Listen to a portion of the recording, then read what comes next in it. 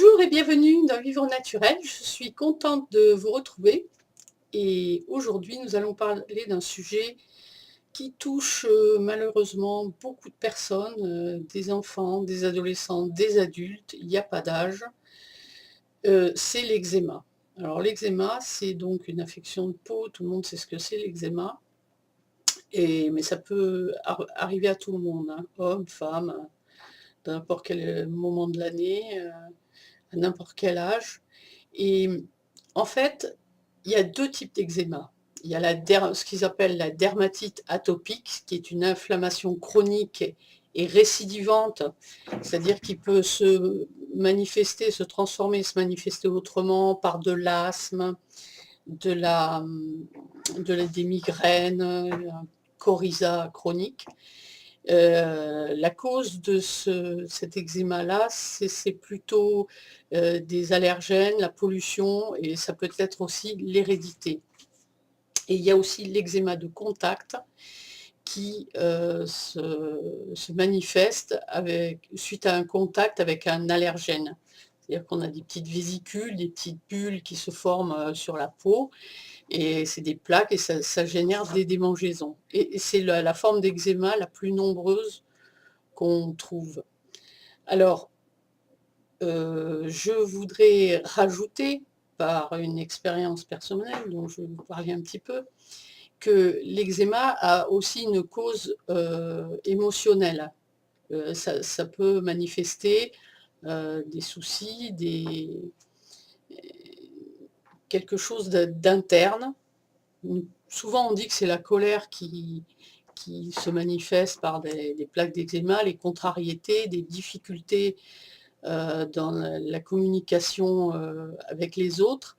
Moi, ça m'est arrivé, j'ai eu une fois, où jamais de problème de peau, j'ai eu une fois 2 doigts qui étaient couverts d'eczéma, ça me démangeait.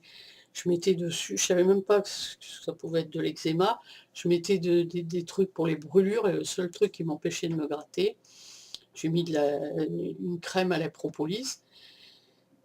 Et quand j'ai réalisé que c'était en liaison avec un truc qui m'affectait à l'époque, ben, une fois que j'ai réglé le problème, j'ai plus rien eu sur les doigts. Je l'ai quand même traité en externe, mais si vous voulez, traiter l'eczéma, si vous ne traitez pas la cause, ça ne sert à rien. Et moi, j'ai eu un exemple avec mon fils, quand il était petit, il s'est mis sur les coups de 6-7 ans, de développer des plaques d'eczéma sur les jambes, les bras. Alors c'était de l'eczéma sec, c'était pas purulent, ça le démangeait pas trop, heureusement, mais bon, il en avait partout et j'ai j'ai essayé. Alors évidemment, on va voir le pharmacien, il vous donne des trucs, mais bon, c'est bien, et c'est bien de pouvoir soulager la manifestation visuelle, mais il y avait un problème. Mon fils avait un problème de harcèlement scolaire et ça se manifestait comme ça. Il n'était pas bien à l'école, il n'était pas bien avec ses camarades, et donc ça a duré un petit moment, et donc quoi que j'y mette, ça ne faisait rien du tout. Ça atténuait, ça revenait. Donc j'ai essayé, j'ai tout cherché partout, auprès de tout le monde, j'en ai parlé beaucoup. euh, et il en est ressorti que j'ai essayé évidemment les traitements classiques, euh, les crèmes, même des huiles essentielles. Moi je suis très huile, j'ai tout essayé, même des trucs qui étaient obligés de fonctionner, ne fonctionnaient pas avec lui. Le seul truc où il a commencé à se résorber son eczéma, c'est le lait de jument en poudre. Supprimer tous les produits laitiers, et je lui ai fait manger des capsules de lait de jument, et là, ça a commencé à partir. Mais il a fallu que je traite ces problèmes aussi pour que l'eczéma parte définitivement. Alors, ben, je l'ai emmené, j'avais une amie qui était kinésiologue, qui a parlé avec lui, et qui m'a conseillé de faire d'autres séances. Et, et donc il a parlé de tout ce qu'il avait sur le cœur, on lui a appris un petit peu à dépasser ces choses-là, et puis c'est parti. Mais ça m'a laissé, un souvenir assez cuisant parce que je comprends que c'est insupportable ces maladies. Et enfin, c'est pas les seuls, hein. C'est insupportable. Alors, donc, s'il faut traiter la cause d'origine, puisque moi je pense qu'il y a toujours une origine émotionnelle, il y a aussi des choses à faire sur son terrain. Alors bien sûr qu'on va se passer des choses, des crèmes, tout ce qu'on veut, mais aussi en interne, il faut faire quelque chose. Alors déjà, on peut se vermifuger, soit ses enfants. Alors attention, c'est avec des plantes, hein, une cure de plantes pendant plusieurs jours. Alors, ce qu'il faut faire attention aussi, c'est de ne plus utiliser les savons, enfin, déjà toutes les choses avec lesquelles on met notre peau en contact, il faudrait vraiment faire attention au savon, gel douche, de tout ce qu'on utilise, hein. Et là, dans le cas de l'eczéma, prenez du savon au lait d'ânesse. C'est excessivement doux et vous verrez la différence. On en trouve facilement et partout. Alors, en alimentaire, il faut arrêter le lait de vache, le pain blanc, les tomates, le sucre et la charcuterie. Et les produits laitiers, hein, tous les dérivés du lait. Alors, ce qui est bien aussi, il faut consommer des vitamines, alors sous forme de fruits, de la vitamine C, des carottes pour la vitamine A, et de l'huile de foie de morue qui vous apportera de la vitamine D3 et de la vitamine B. Mais, alors, je vois tout de suite, l'huile de foie de morue, bah, c'est pas bon. Non, maintenant, l'huile de foie de morue, vous le trouvez en capsule, hein, vous n'êtes pas obligé de... Puis je sais même pas si on en trouve encore en bouteille, enfin, il va falloir chercher. Pour vos salades, pour votre vinaigrette, il faut mélanger votre huile d'olive avec une autre huile, genre tournesol, sésame ou germe de blé, parce que l'huile d'olive ne contient pas assez de vitamines du groupe F. Il faut aussi. Il faut également se supplémenter en calcium, ou manger des choses qui contiennent plus de calcium, et puis pas du lait, ni du fromage. Et donc, si on a un eczéma, c'est également que l'intestin aurait besoin d'une petite détoxination. Voilà. Petite détox et prendre des probiotiques. Ça fait pas de mal, et puis de toute façon, j'en ai déjà parlé, des toxines de l'intestin, mais c'est vrai que après ça peut se manifester aussi comme ça avec de l'eczéma, l'intestin intoxiqué.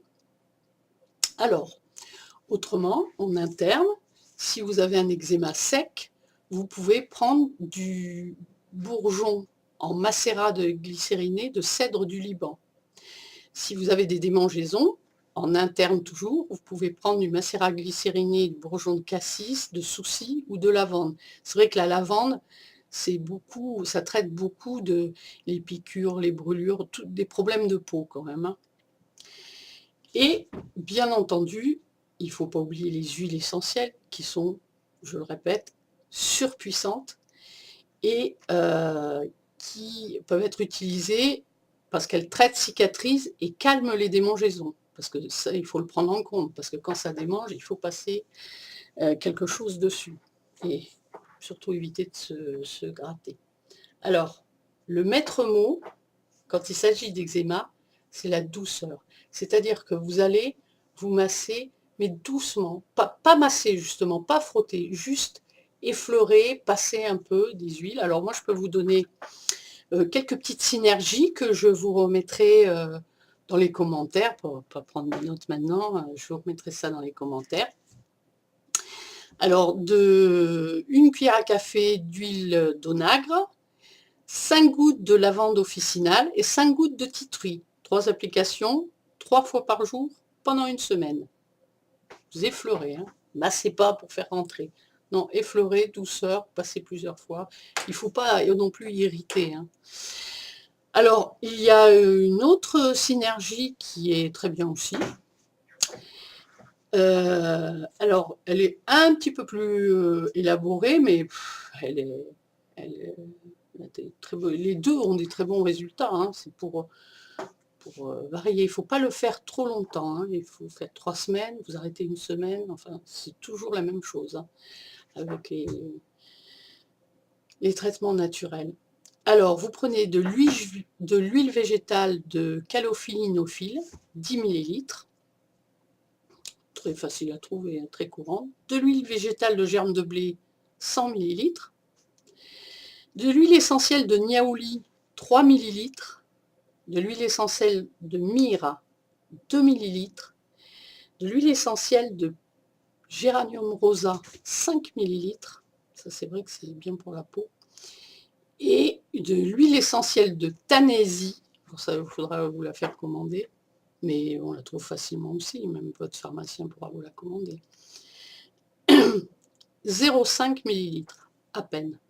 Alors pour mesurer les gouttes d'huile essentielle, vous demandez à votre pharmacien, il vous donnera des seringues compte-gouttes, enfin graduées en millilitres pour vos huiles essentielles. Si ce n'est pas des gouttes, quelquefois on dit des gouttes, là c'est des millilitres. Voilà, toutes ces recommandations émanent du docteur Willem, qui est un très grand médecin phytothérapeute,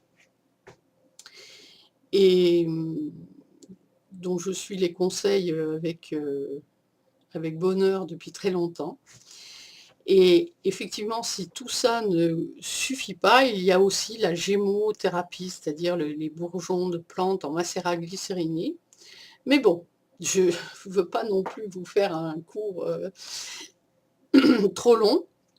N'hésitez pas à poser des questions en commentaire ou m'envoyer un mail à l'adresse qui figure en dessous dans les informations, pour les cas particuliers.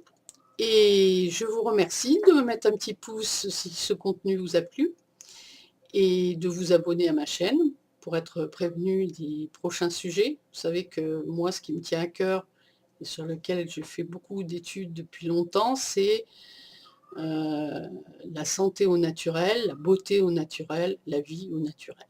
Voilà, je vous remercie et je vous dis à très bientôt.